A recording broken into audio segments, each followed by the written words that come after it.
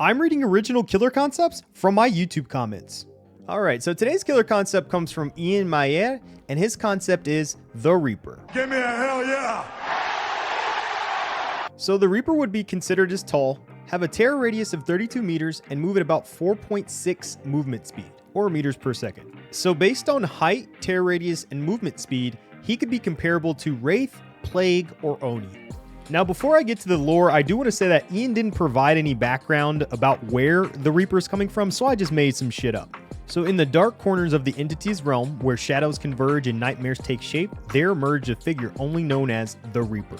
Unlike the other killers bound to the entity's twisted game, the Reaper's origins were shrouded in mystery and his true identity was lost to the annals of time.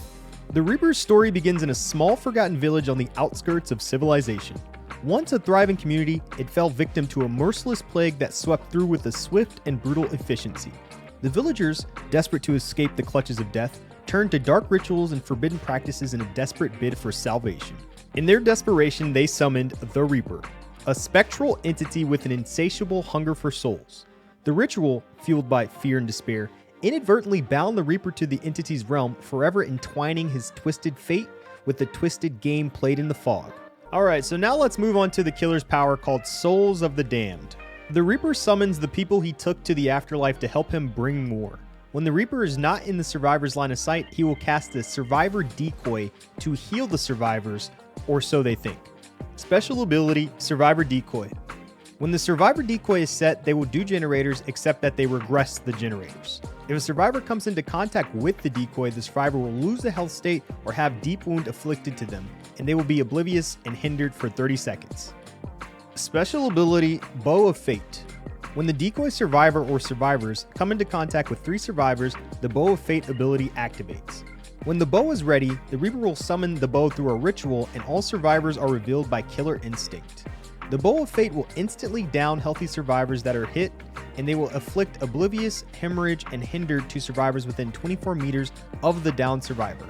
When 60 seconds has passed, the Bow of Fate will dissipate and the game will go on as normal. So let's finally talk about the perks of the Reaper.